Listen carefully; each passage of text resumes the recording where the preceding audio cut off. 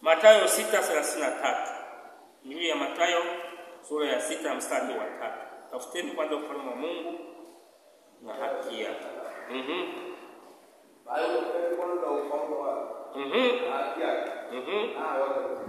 Bali utafuteni kwanza ufalme wa Mungu na haki yake, na hayo yote mtazidishiwa.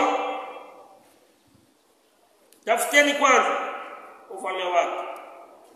Ufalme wake ni wa mbinguni, na haki yake. Haki yake ni ndani katikati ya watu unapoishi kwa kuwa mwenye haki, na hayo yote mengine mtazidishiwa. Mtazidishiwa. Kuna watu ambao wanafikiri akijilinda kwa hilizi kwa nani, anafikiri ndio amejilinda. Hamna kitu. Siku moja, si watu wamezoea na hivi Mungu amenifanya nikawa kafupi. Alafu siku za nyuma nilikuwa na kitambi na mashavu aliyoshiba sana kwenye umri mdogo. Sasa nikifika pale sinang'aa. Mpaka kwenye treni wanaambia, kati ya wote mliokaa nao hapa hakuna anayefanana na wewe. Na mimi nataka seli, sitaki second. Seli siwezi kuhubiri. Na ni second siwezi kuhubiri. Ila seli ndio watu wamekanyagana hivi. Naweza nikafanya muujiza, Mungu ananisaidia, nikafanya muujiza. Kwa hiyo kwa niende sehemu za kulala, nikafanya kati mimi ni kijana mdogo. Nikakataa. Kwa hiyo sasa siku moja tumeomba mtu mmoja, tumemwombea, mapepo yakamtoka. Wakasema tunataka tukuvue shati. Nikamwambia niko tayari. Niko tayari. Unajua mtu gani aliyekuwa amepona? Kichaa. Yaani kichaa kabisa, yaani anayekota makopo, anayepiga watu amefungwa kamba hivi, ndio alikuwa amepona. Kwa hiyo nakwambiaje, nilienda naye mpaka mkoa alikokwenda mimi sikujua. Mimi nilikuwa nimeenda Msibali Tabora, lakini nilishangaa mkoa yao nimefika, nimeingia. Na kanisani nilipelekwa mimi sikujua. Nilipelekwa kwenye hilo kanisa, na hilo kanisa nilipewa kuhubiri. Nikapewa kuhubiri kwenye kanisa mgeni, lakini nimepewa kuhubiri. Halafu wakati naangaza macho hivi, nikaona mtu anasimama anashangilia hivi. Mtu anashangilia. Mbona kama yule jamani muombea wiki iliyopita? Kumbe huyu jamani sali hapo. Tafuta mkuu wa dini wa hapo.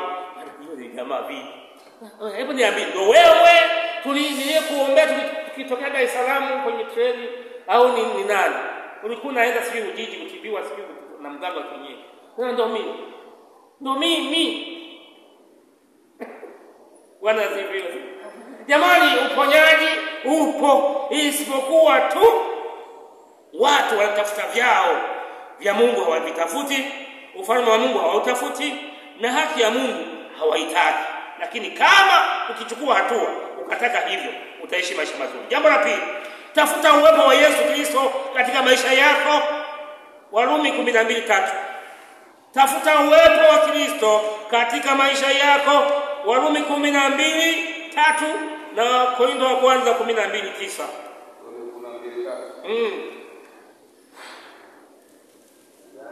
Imeandikwa. Neema niliyopewa nawaambia kila mtu aliyepewa. Asinie makuu kuliko inavyompasa. Awe na nia ya kiasi. Kama Mungu alimgawia kila mtu kiasi. Warumi 12:3. Naomba usome tena. Angalia vizuri kama ni Warumi 12:3.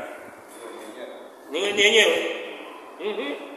Kwa maana neema niliyopewa nawaambia kila mtu aliyeko kwenu asinie makuu kupita ilivyompasa kunia, bali awe na nia ya kiasi kama Mungu alivyomgawia kila mtu kiasi cha imani. Unajua imani zinazidiana. Imani zinazidiana. Siku moja nienda jeshi moja la wananchi. Nilikuwa nimepeleka mtoto wangu alikuwa anasoma pale. Sasa wakaniambia, wewe unasema wewe ni mchungaji. Nasema ndio afande, mimi ni mchungaji. Yaani wewe mchungaji kabisa, unaombea watu wanapona nini? Nasema ndio, sio wanapona tu, hata kuzuia wasife. Ni Mungu amenipa uwezo huo wa kuwazuia watu wasife. Akaniuliza, kwani ina maana nikichukua bunduki hapa nikakupiga risasi Wewe unaweza usipe, nikamwambia jaribu uone. Uwezi. Nikamwambia mbona Tundu Lissu walimshindwa? Walipiga risasi 17. Kama Tundu Lissu walimshindwa, mimi ndio wananiweza. Watu walicheka pale, wanajeshi walikuwa pale, walicheka wote. Nikasema mmenichokoza wenyewe. Mmenichokoza wenyewe. Kwani ile bunduki itafunguka? Hata kufunga itafunguka. Sikiliza nikwambie mfano kwa nini nasema hivi. Siku moja niliambiwa wiki hii wanakuja wezi kukuvamia. Niliambia wanakuja wezi kukuvamia kwa vitu vyangu hivyo mtafuta mwenyewe sawa. Waje watuona cha moto. Nikamwambia mke wangu, wewe koroma mpaka mwisho. Hiyo kazi niache mimi na Yesu wangu. Halafu nikamwambia tahadhari wachungaji huko na nini, msitume mtu kwangu usiku kwa maana niende nikamwombee. Sitaamka kwa sababu nimeshapewa tahadhari. Nikawapa taarifa watumishi wote. Jamani, kama mtu ana mgonjwa aende kwa fulani na kwa fulani. Mimi kwangu asije, sitaamka, nimeshaambiwa kwamba anakuja. Jamaa watakapokuja, bahati nzuri nimweleza mke wangu. Watakapokuja, mimi hawataniona, watapigana risasi wenyewe kwa wenyewe wafe. Jamaa wakaja mchana. Nilikuwa naongea kama Jumamosi wiki inayoanza. Nilikuwa naongea kama Ijumaa. Kama Jumanne. Ijumaa wakaingia pale. Na bisu. Wakaingia pale. Sasa yeye ndio sema sasa. Sasa siku nyingine naongea kwa ujasiri mkubwa. Lakini bahati nzuri wakaja kunipa taarifa wale mgambo wa nani wa serikali za mitaa. Bwana, tumeona watu wanakuwa nyumba yao. Kwa hiyo unasemaje? Tuwafanyeje? Nikwambia hivi, waleteni serikali za mitaa. Mimi nilikuwa na mchungaji mmoja kiongozi. Nikasikia naanza kutetemeka. Mchungaji, bwana sikia naanza kutetemeka. Leo silali nyumbani. Najua hapa nimeshatoka. Ila leo siwezi kulala. Ndugu zangu, wapendwa wangu, kwenye mambo ya uponyaji, muamini Yesu, uwe na imani kubwa. Nilishasema kwamba kutokea tu lazima mmoja afe. Wenyewe wenyewe. Kilichofanyika ndugu yangu,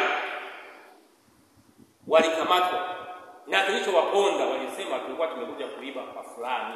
Nini? Dukani kwake, duka la jumla, na vyombo vya alivyonunua vipya vinavyoonyesha wazi dunia nzima.